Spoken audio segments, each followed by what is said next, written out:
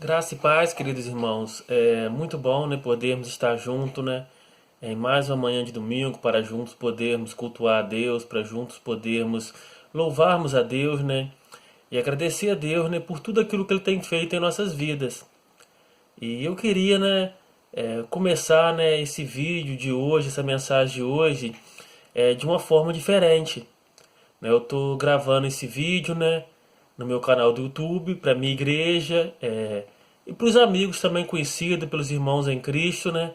E eu queria começar orando.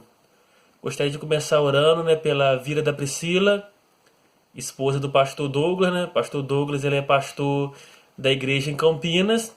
Ele é pastor também interino na igreja de Barão, da qual eu sou membro, ele tem nos ajudado, né?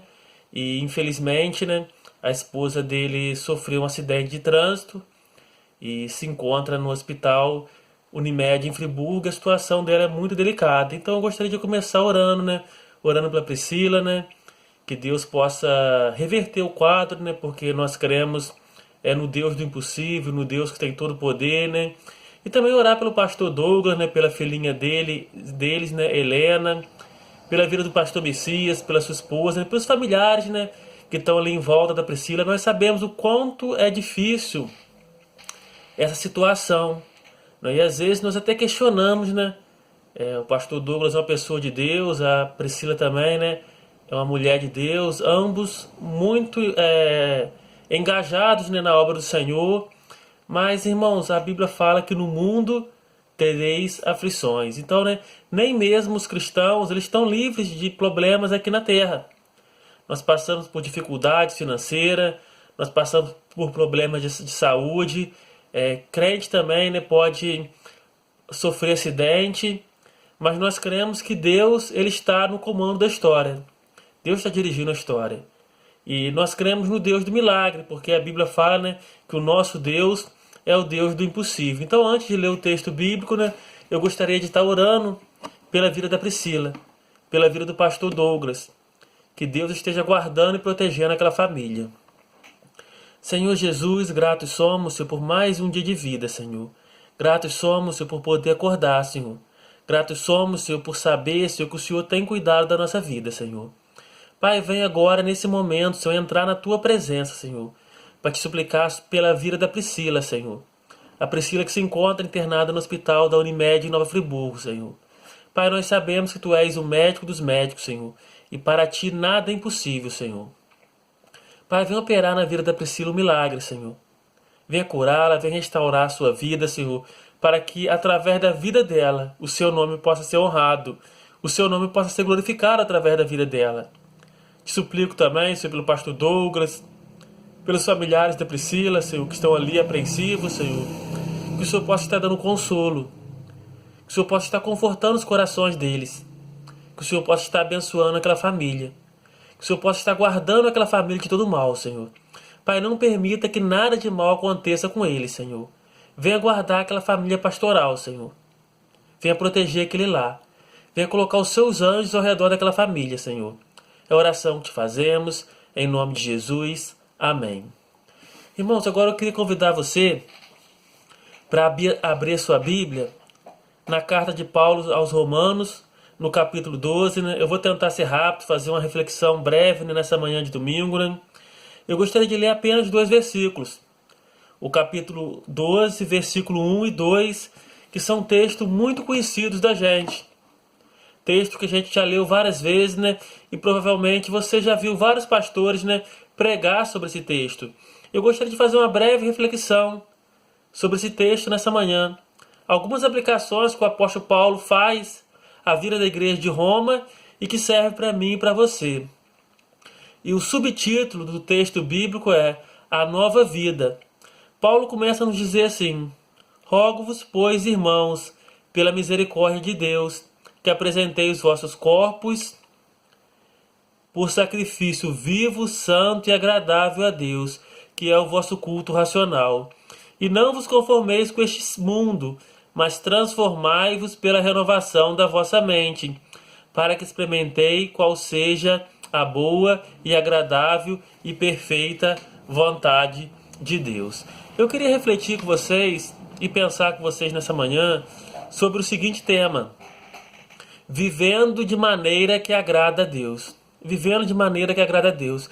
É o desafio do cristão. Agradar a Deus, ser fiel a Deus, refletir a glória de Deus. A Bíblia, no Antigo Testamento, nos relata a história de homens e mulheres, que nos deixaram grandes exemplos de vida devocional, de intimidade com Deus, porque a Bíblia nos ensina que o nosso Deus é o Deus de relacionamento.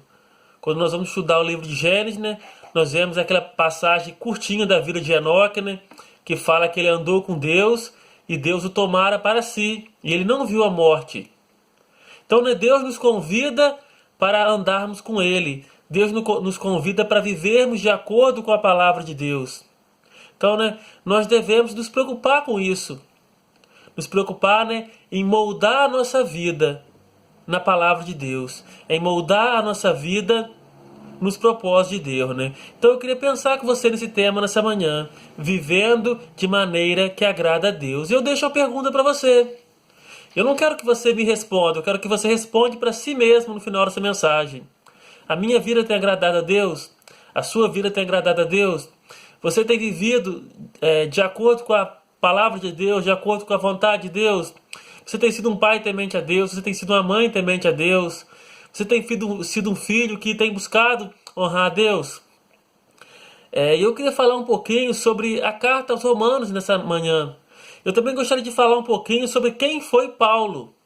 Quem foi esse grande homem chamado por Deus, que impactou o mundo da sua época. O nome dessa carta provém de seus destinatários originais, os membros da Igreja de Roma, capital do Império Romano. Ninguém contesta que foi Paulo que escreveu Romanos.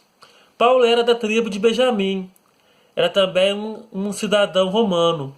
Paulo nasceu aproximadamente da mesma época de Cristo, em Tarso, importante cidade da província romana da Sicília, localizada na Ásia Menor, atual Turquia. Ele passou grande parte de sua vida em Jerusalém como aluno do renomado mestre Gamaliel. Assim como seu pai, Paulo era fariseu, membro da seita judaica. Então essa seita aqui era uma seita mais rígida, a religião mais rígida daquela época. E também Paulo teve o privilégio de ter uma boa educação. Ele estudou aos pés do renomado Gamaliel. Então Paulo era fariseu, ele era cidadão romano e ele teve uma boa educação. Assim como seu pai, Paulo era fariseu, milagrosamente convertido quando estava a caminho de Damasco para prender os cristãos dessa cidade. Paulo imediatamente começou a pregar o evangelho. Paulo passou 3 anos na Arábia, na Bateia, no sudeste do Mar Morto. Durante esse tempo, recebeu muito da sua doutrina por meio da revelação diretamente do Senhor.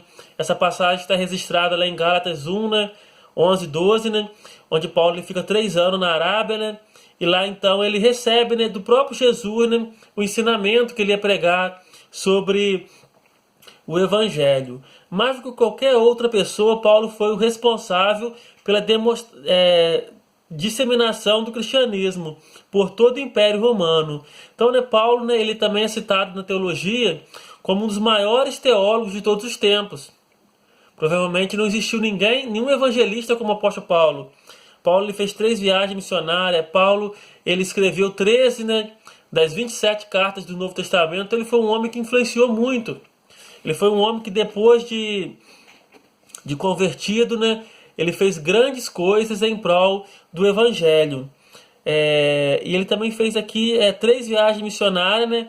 O reformador, Martim Lutero, o grande reformador, denominou essa carta, esse livro do apóstolo Paulo aos Romanos, como a verdadeira obra-prima do Novo Testamento. A mensagem central dessa carta é que todos, tanto judeus como gentios, dependem da graça de Deus para serem salvos por meio da fé em Cristo Jesus. Então, Martim Lutero, ele teve a sua vida impactada por Deus, ele era um monge, lendo essa carta de Paulo aos Romanos, onde ele lê aquela passagem lá, que o justo viverá pela fé.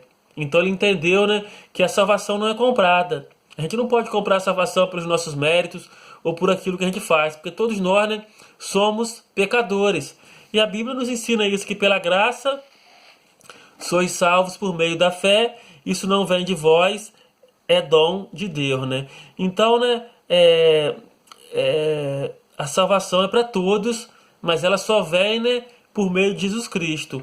Paulo escreveu a Epístola aos Romanos em Corinto. O apóstolo escreveu a carta perto do fim da sua terceira viagem missionária, provavelmente, né, no ano 56 depois de Cristo. Paulo foi martirizado em Roma entre 65 e 67 depois de Cristo, no reinado de Nero, imperador. Então, né, Nero ali, que era o imperador, né, um homem muito cruel, ele bota fogo na cidade de Roma, né, e ele fica assistindo a cidade toda pegar fogo, né, e depois ele coloca a culpa nos cristãos. E nesse período, então, né, dois grandes líderes do cristianismo foram presos e foram mortos, né, o apóstolo Paulo e o apóstolo Pedro, né. E segundo a tradição, né, Pedro foi morto, colocado numa cruz, né, de cabeça para baixo, e Paulo foi decapitado. Mas voltando aqui o texto lido, né, que nós acabamos de ler, nesse texto de Romanos, esse texto muito rico, nesse texto que fala profundamente, né, aos nossos corações. E o texto começa assim: rogo-vos, pois, irmãos. E a primeira lição, a primeira aplicação, né, que eu faço para a minha vida e que eu queria deixar para você nessa manhã é o seguinte: viva e pratique a palavra de Deus. Viva e pratique a palavra de Deus. O grande desafio da igreja é esse, irmãos: viver e praticar a palavra de Deus. Não sermos somente ouvintes. E o apóstolo Paulo ele fala da importância de fazermos isso. Ele diz assim: rogo-vos, pois, irmãos. Ele roga aqui aos outros crentes que levem tão a sério como ele a questão da doutrina cristã. Então, irmãos, Paulo está rogando. Paulo está pedindo à igreja de Roma que eles levem a sério a doutrina cristã, que eles levem a sério a palavra de Deus, que eles vivam uma vida de acordo com a palavra de Deus, vinculada à conduta cristã diária. Então, irmãos, o nosso desafio aqui é praticar a Bíblia, é viver o que a Bíblia nos ensina. Quantos cristãos têm manchado o nome de cristão? Quantas pessoas têm vivido no pecado no meio da igreja? Têm vivido uma vida de desobediência à palavra de Deus. Não têm guardado a sã doutrina. E Paulo, então, aqui ele está rogando à igreja: vivam de maneira que agrada a Deus. E o próprio apóstolo Paulo, né, escrevendo, né, a seu filho na fé, Timóteo, que foi um jovem pastor, né, discípulo de Paulo, filho na fé de Paulo. E Paulo, quando ele vai dar conselho a Timóteo, no capítulo de 2 Timóteo 3,10, Paulo diz assim: tu, porém, tens seguido a minha doutrina, modo de viver, intenção, fé, longanimidade, caridade, paciência. Então é Paulo escrevendo a Timóteo: tu, porém, tens seguido a minha doutrina. Então, irmãos, o apóstolo Paulo nos deixou a doutrina para a igreja, nos deixou cartas pastorais, epístola para que a igreja aprendesse a palavra de Deus, para a igreja aprendesse, né, os ensinamentos de Deus, para que o povo de Deus aprendesse como deveriam se portar aqui na terra. Então, né, Paulo fala que Timóteo deveria guardar sua doutrina, modo de viver, modo de viver. Irmãos, espelhe a sua vida em santos. Espelhe a sua vida em pessoas tementes a Deus. Não se deixe influenciar por pessoas mundanas. O próprio apóstolo Paulo ele diz assim: sede meus imitadores, né, como eu sou de Cristo. Então Paulo imitava Cristo. E Paulo pedia para que a igreja pudesse imitar ele. E será que eu e você podemos olhar para os mais jovens? Podemos olhar para as pessoas que estão começando na fé agora e dizer assim: ó, olhe para mim, imite a minha vida, eu sou uma referência para você. Será que nós podemos dizer como o apóstolo Paulo fazia? Sede meus imitadores, como eu também sou de Cristo, né? Então, né, Paulo dizendo para Timóteo aqui sobre a questão do seu modo de viver, sobre a sua intenção, sobre a sua fé. sobre a sua fé. Irmãos, em quem você tem colocado a sua esperança? Em quem você tem colocado a sua confiança? A nossa fé deve ser colocada em Deus, não no ser humano, não nas condições da vida, não no governo terrestre, não no nosso dinheiro, mas a nossa fé, deve ser colocada em Deus. Paulo também fala aqui da questão da longanimidade, da caridade, do amor fraternal, da paciência. Então, irmãos, viva e pratique a palavra de Deus. Viva uma vida que agrada a Deus. Viva uma vida de acordo com a vontade de Deus. Não se importe com o que as pessoas vão falar de você. Não se importe com o que as pessoas vão dizer de você. Mas o seu compromisso, o meu compromisso, é com Cristo. É adorar a Cristo. Então a primeira lição que nós aprendemos aqui é que nós devemos viver e praticar a palavra de Deus. A segunda lição que o apóstolo Paulo nos passa para a gente, nesse texto, é viva seguro mediante as misericórdias de Deus. Irmãos, tem um versículo muito conhecido do Antigo Testamento, que ele fala assim: as misericórdias do Senhor são a causa de não sermos consumidos, porque as suas misericórdias se renovam a cada manhã. E o texto aqui ele fala de misericórdia, ele diz assim: rogo-vos, pois, irmãos, pela misericórdia de Deus. Rogo-vos, pois, irmãos, pela misericórdia de Deus. O que Paulo está querendo dizer com isso?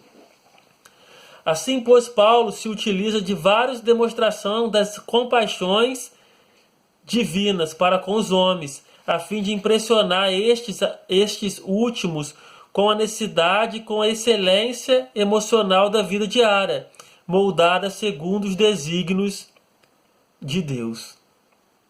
Então, Paulo aqui, quando ele fala rogo-vos pelas misericórdias de Deus, ele está querendo mostrar para a igreja a compaixão de Deus pelo seu povo, o amor de Deus pelo seu povo. Aquilo que Deus havia feito pelo judeu e pelo gentio na cruz do Calvário. E eu citei aqui algumas misericórdias de Deus para comigo e para com você. A primeira misericórdia de Deus está lá em Romanos 3, 24 e 28, que fala da justificação que Cristo fez por nós. Nós éramos pecadores, mas Cristo nos amou. Cristo nos justificou, nos tornou justo. Nós nos tornamos justos diante de Deus, não porque nós somos bons, ou porque nós fazemos boas coisas, mas porque Cristo escolheu nos amar. Cristo escolheu nos justificar. A segunda misericórdia que Paulo fala aqui é a misericórdia da reconciliação. Romanos 5:10. A Bíblia fala que todos pecaram e destituídos estão da glória de Deus. Irmãos, nós éramos inimigos de Deus. Nós estávamos separados de Deus. Havia um abismo. Mas quando Cristo morreu na cruz, o véu do templo ele se rasgou do alto embaixo. A parede de separação que havia entre Deus e os homens, ela foi quebrada, ela foi abolida através de Cristo. Cristo abriu o caminho, Cristo abriu a passagem. Tanto é que o próprio Cristo fala: eu sou o caminho, a verdade e a vida, e ninguém vem ao Pai senão por mim. Então Cristo aqui, ele reconcilia o homem com Deus. Cristo aqui se torna o único mediador entre Deus e os homens. E então ele faz aqui, a reconciliação. Então que nós percebemos, a misericórdia da reconciliação. O ato de Deus nos reconciliarmos com Ele. E a terceira misericórdia é da graça superabundante. Romanos 5, 20, 21. A Bíblia nos ensina, irmãos, que aonde o pecado abundou, superabundou a graça de Deus. Superabundou a graça de Deus na minha e na sua vida. E a quarta misericórdia que o apóstolo Paulo fala aqui é a misericórdia da identificação dos crentes com Cristo, na experiência que é o batismo espiritual. Então, irmãos, eu e você hoje que aceitamos a Jesus Cristo, nós fazemos parte da família de Deus. Nós somos filhos de Deus. Nós somos da mesma semente de Cristo, da semente espiritual, da semente que não corrompe, como diz Paulo. Então, Deus, ele nos deu essa misericórdia. Deus fez isso por nós na cruz do Calvário. E a outra misericórdia que o apóstolo Paulo fala aqui é a misericórdia da permanência do Espírito Santo no íntimo dos remidos, Romanos 8:9. E quando eu e você, nós nos convertemos, nós aceitamos Jesus como nosso Salvador, nós recebemos o Espírito Santo, o penhor do Espírito Santo na minha e na sua vida. E nós não perdemos mais o Espírito Santo. O Espírito Santo de Deus continua comigo. Ele continua com você. Quando nós vamos estudar, né, o Antigo Testamento, né, e nós vemos lá Saul, né, que foi o primeiro rei de Israel, e Deus manda Samuel ungir Saul, e Saul então ali ele recebe o Espírito Santo sobre a vida dele, mas Saul desobedece a Deus, Saul peca contra Deus, e vai chegar um momento na vida de Saul que Deus vai lá e retira o Espírito Santo da vida de Saul. Saul perde o Espírito Santo. Mas no Novo Testamento, na era da cruz, o cristão ele não perde o Espírito Santo. Nós até caímos, nós falhamos, né? Porque nós somos pecadores. Mas o Espírito Santo de Deus continua com a gente. E o Espírito Santo de Deus, então, ele começa a trabalhar no nosso íntimo. Ele começa a nos convencer, né, que nós somos pecadores, que nós somos miseráveis, que nós carecemos da graça de Deus. Então, irmãos, isso tudo são as misericórdias de Deus por mim e por você. Por isso que o apóstolo Paulo aqui roga-vos, pois, irmãos, pela misericórdia de Deus. Misericórdia de Deus é aquilo que Deus fez por mim e por você. E a última misericórdia, irmãos, é a misericórdia da segurança eterna, Romanos 8:39. Irmãos, o crente, ele tem uma esperança. A nossa esperança é Cristo. Jesus veio ao mundo para salvar o pecador do inferno. Jesus veio ao mundo para nos dar vida eterna. Algumas pessoas, né, vão à igreja hoje para receber bênção, para conseguir bens materiais. Mas quando nós morremos, isso tudo ficou aqui. E o próprio apóstolo Paulo, escrevendo na carta aos Coríntios, né, ele nos diz assim: se nós esperarmos de Deus só nessa vida, somos os mais miseráveis de todos os homens.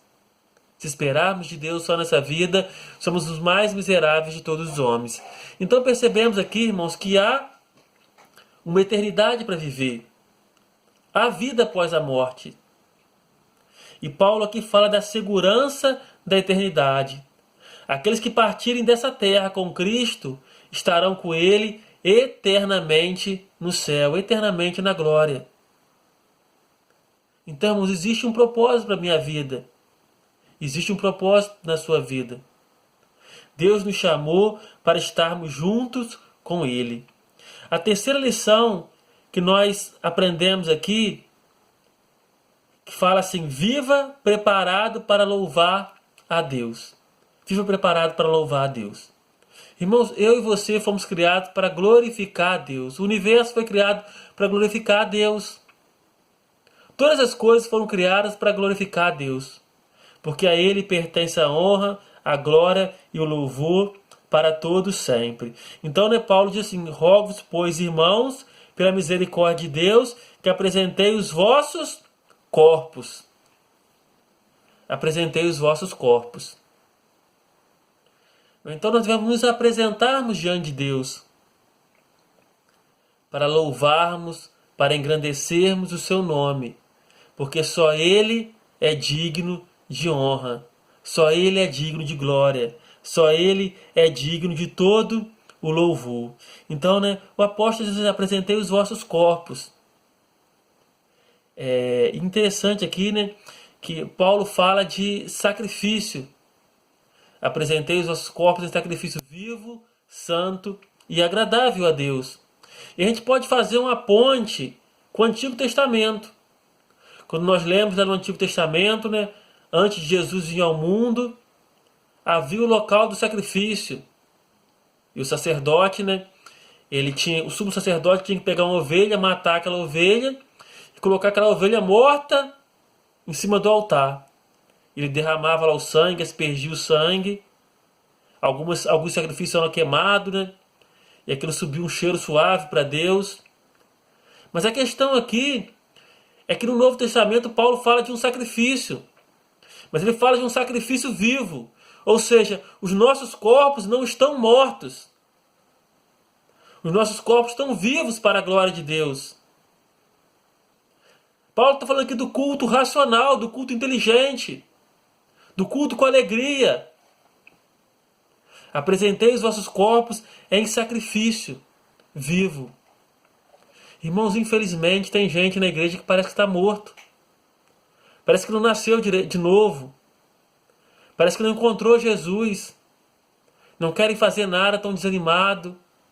Você pede para cantar o hino, a pessoa não levanta, não canta. Você pede para orar, a pessoa não ora. Crentes que perderam o gosto de ir na igreja. Crentes que perderam o gosto de louvar a Deus. Irmãos, nós estamos vivos. Porque Cristo nos ressuscitou. Quer ver uma coisa que me deixa triste? Às vezes eu recebo postagem, pedido de oração de pessoas. E eu vejo às vezes pessoas crentes, né? Que estão na igreja. Ou pessoas até que tiveram uma base bíblica. Desanimaram da vida. Falando até que quer morrer, que quer se suicidar, que quer acabar com a própria vida. E a gente fica a pensar, onde está a fé dessas pessoas? Onde está a experiência de conversão dessas pessoas? Será que a coisa está tão difícil assim, da pessoa desistir até da própria vida? Será que nós não estamos sendo medíocres demais? Se formos olhar, né, para os hospitais de câncer, quantas pessoas estão em cima de uma cama, lutando para viver, lutando para sobreviver. E você tem saúde, você acorda todo dia, você pode levantar, você pode trabalhar, você pode correr, você tem uma casa para comer, você tem uma casa para morar, você tem pão na sua mesa para você comer todo dia, você tem roupa para vestir. E você está desistindo da vida, você está blasfemando contra Deus, você está vivendo conforme se você estivesse morto. Você está vivendo como se você estivesse morto. E Paulo diz assim, apresentei os vossos corpos em sacrifícios vivo e santo e agradável a Deus. Irmãos, precisamos adorar a Deus. Viva preparado para louvar a Deus. Irmãos, Deus tem que ser glorificado na minha vida. Deus tem que ser glorificado na sua vida. E a quarta lição que esse texto aqui nos diz está no versículo 2 do capítulo 12. E a lição que nós atiramos aqui é: não devemos viver de acordo com o padrão do mundo. Irmão, isso aqui é uma lição muito grande para a nossa vida. Porque quando Paulo fala aqui que não vos conformeis com este mundo, Paulo está dizendo para a igreja o seguinte: olha, vocês que têm que influenciar o mundo. Vocês que têm que mudar as pessoas. E não vocês serem mudados pelas pessoas do mundo. A palavra conformeis aqui indica modelagem, segundo um determinado padrão, em que uma coisa toma a forma de outra, adquirindo seu caráter mediante alguma influência ou poder interior. Então esse que é o significado da palavra conformeis. Você é moldado por uma coisa exterior. E Paulo disse: não vos amoldeis com o padrão desse mundo. O padrão desse mundo, esse sistema corrupto, corrompido pelo pecado, não pode moldar a sua vida.